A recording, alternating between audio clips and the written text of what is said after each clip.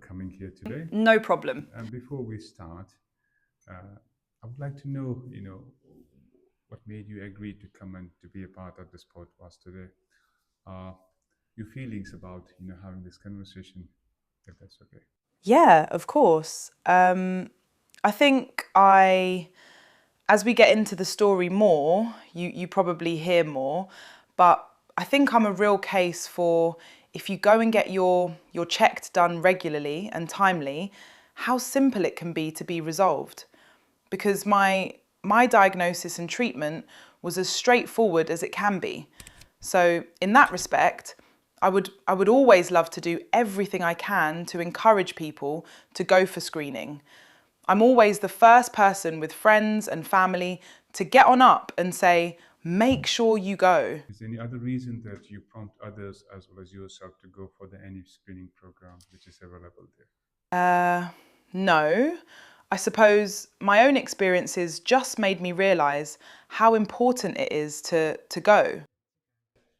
And your view about the obviously it has changed since your journey. Just for our viewers, so that know that you were picked on, you were diagnosed with a cervical cancer, Yeah. and that got picked on a screening program, cervical screening program. My very first smear. Your very first, Yeah. and obviously your views must have changed since you were picked in the first place on your program, and then the subsequent treatment. Were your views same prior to that, or have they changed? I would have to say they've changed. I was quite late going for my smear, so you're eligible when you're younger. I went for my first smear when I was 27, 28. And the reason I didn't go was because I was really fearful of it. I see. Tell me a little bit more. So when I was younger, I remember seeing Comedian, back in the day. And I remember seeing him on TV. He was doing a stand-up routine and he was talking about smear tests and how they, shove this giant metal thing up there and widen it to the size of a garage. And, the way he was talking about it, I was, as a young woman, I'm not having that done.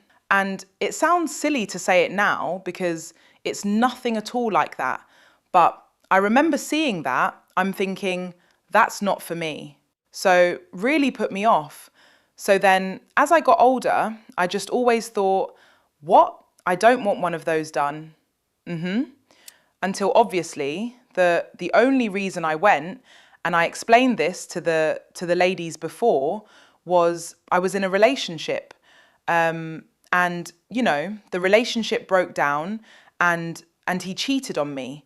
So I thought, well, I better go and get tested at the gum clinic. And I went and have that done. Everything was all clear, fine. But it was only at that point that I realised, oh, that's not bad at all. That's not uncomfortable. I'll go and have my smear done now. Now that I know what I'm going to experience, I'll go and have my smear test. And that's the only reason that I went. I suppose when something bad happens, Yeah. we don't want, it also brings something positive. Yes. And even though you were going through a difficult time in your relationship and it ended, Yeah. something that prompted you to go and have been checked. Yeah, and thank God that I did, because things could have been so much worse if I just left it not realised. Because I wasn't symptomatic. I didn't have any symptoms at all. To get it right, so you were a bit fearful to begin with and Yeah. went for a check, and that's when you realized, no, it's not as bad. It's quite straightforward rather. Yeah. And you went for. And when you went for the screening program, were you called to come in, or you? I was overdue. And you went. Basically, you were overdue, and you went a bit later, but you went eventually. Yeah. So after having all the tests done, I realised it's really okay. So I just booked in the doctors, knowing I was, I think, 2.5, maybe 3 years overdue. So please take me and the wider audience through the process. So when you decided to go for it, and how was the experience, and how was the communication all along? Please tell me a little bit more. Yeah, sure. Really simple that, the people who I went and met, so it was a nurse who did my smear, a test, She was really lovely, really friendly. I think everybody understands that. It's, you're not going to call it a comfortable process because you feel quite vulnerable getting your private parts out with somebody new. But couldn't have been nicer, talked me through everything. Yeah, and then the procedure itself, do you want me to? Minutes only. We don't need to go. Yeah, absolutely. Just it's really quick and easy. You lay down, you probably 5 minutes I see. maximum. And then obviously, at that point they'll send it off and you just wait for the results. Professionals there. Yeah, yeah. The job is to keep you comfortable Yeah. coming for the smear and make it as uh, smooth as possible, Yeah. isn't it? Yeah. And then you had this, you went for a smear, it didn't take long, you had it, and then came the next stage, right?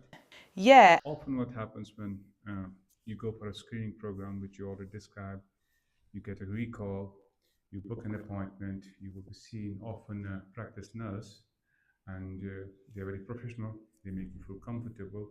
It's a straightforward procedure, it doesn't take more than 5 7 minutes, and then it's been done, and then you get to the second stage. That's the results, right? Majority of the uh, patients who have the smears, they will come back with reassurance and there will be a recall Yeah. 3 yearly. But when they pick up something, and then that leaves us to a different stage, which was the case with yourself. Yeah. So please tell us what happened then thereafter. So mine came back as a severe dyskaryosis. Have I pronounced that correctly? Yeah, so as I was invited to go for a hospital appointment for a coloscopy, yes, at the time, I know things are much quicker now, but at the time, I think I waited quite a while, simply because it was, I believe, the year that Jade Goody, yes, was diagnosed, so that the waiting list went through the roof. You come forward. To come forward and go for smears. But yeah, so I was invited to go for a coloscopy, which I went up to the hospital for. And again, the staff there could not have been lovelier. There's more people in the room, I think, when you go for that. But I got to see everything on the screen when you're having a look. They keep you they're very good at keeping you distracted, aren't they? Some of the nurses who were there were chatting away to me whilst it was ongoing. So again, I was nervous about it, probably more nervous than I was for the smear because I knew that there might be an injection involved, and again, I'm going to butcher the pronunciation here. Is it a loop diaphragm? Yes, so often if you correctly said it, when they go for smear, Yeah, is to find if there are any abnormal cells. yeah, That even can be, graded based on mild, moderate, and severe. And then these patients, if they find the abnormal cells, they can directly refer to for the colposcopy, which is in the hospital. yeah, The idea is there to look into it a bit further, and if needed, to burn it, yeah, right? And which is basically the cervix, which is the neck of the womb, yeah. where they have a look at it, see if there's an option of burning or whether there is a need for an onward referral, right? I think because of your own personal experience, you can explain that better to us. So what happened thereafter? Yeah, so they did take away some cells while I had that procedure done at the hospital. I think at the time they told me, they would send it off for testing, and it would be maybe up to 4 weeks for the results at the time. But I think I had this on a Friday and got a phone call on the Monday, so it was really, really quick, the turnaround there. And when they invited me back in, it was then they told me that I've been diagnosed with cancer and that I would need another procedure, a cone biopsy. And they explained that the cone biopsy was more so to take away a bit more of the cervix, and that they need to make sure that they've got a big enough area, basically, to make sure that it's not spread any further. I'm sorry, it must have been a shock at the time. It was a real shock because it was my very first smear. I was still young. I was only 27, 28. And I think when that age, you you're carefree, you're oblivious. You don't think anything like that it's not on your radar, I don't think, at that age. Feels like it's come out of blue. Completely. Yeah, it was not what I was expecting And whatsoever. you're not experiencing any symptoms. Exactly. I didn't have any vaginal bleeding or anything like that, which I know can be common perhaps if it's more advanced. But I think because it was caught so very early, thankfully in my case, that treatment that I had, the cone biopsy, was the end of the treatment journey for me. I didn't have to have any kind of chemotherapy, and I was obviously on a much stricter recall for my smears after that point. 6 monthly or 12 months? 6 monthly for a while. It might have been 6 monthly for 3 years, then 12 monthly, and then might have been after, is it when you're 10 years clear, you move back onto normal process, which is a 3-yearly recall. So I feel very, very lucky that it was caught when it was caught, because I've not had any children at that point.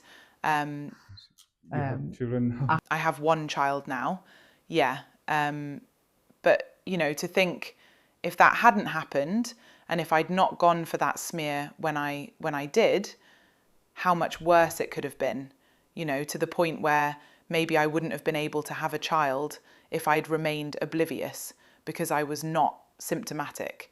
It's a scary thought, really. Thank you. Susan, I completely, agree, having family, having kids, and your own life. And everything, you feel like everything is at stake. Yeah. And screening program like, cervical screening, which is as straightforward and as simple, can make all the difference for good. Yeah, huge difference. And then once you had the treatment, and then during the whole process, that was an uncertain period of time in your life at the time. Yeah, probably. And I think I probably didn't appreciate it at the time because it all happened so fast that it was almost, the worry was over and done with before I'd even registered. It was probably only a matter of weeks between being told this is what you have to have in the procedure and being sorted. And because I didn't have any chemo or radiotherapy or anything else beyond, I almost felt like a fraud. Like everyone thinks that big C word, don't they? It's such a huge thing. And, and I'm not saying it wasn't a huge thing for me, but because it was resolved so quickly and so easily, the outcome was so favourable. Yeah, the outcome was so favorable in your time. Massively. You could have get the time to process Yeah. diagnosis. Things were dealt with. Yeah. Thanks to the screening program that it got picked up on an early stage. Yeah. Before you could realize and, have a time to think about the repercussions. Yeah. Of a cancer, things were dealt, and which was a positive thing in your case, isn't it? So although the thing that triggered it was unpleasant, breakdown of a relationship and that side of things, I often look back now and think that was meant to be. And I'm kind of living proof that even as a young person, it can happen. And just how easy it is to go through the screening, but even the treatment, if it's captured that early, it's so easily sorted. It doesn't have to be this big, scary, life-changing, the treatment of it. You automatically, I think, I'm going to have chemo, I'm going to lose my hair, I'm going to this, that, feel the worst case scenario. And it's just, I suppose, giving people that awareness that it's not always that worst case scenario.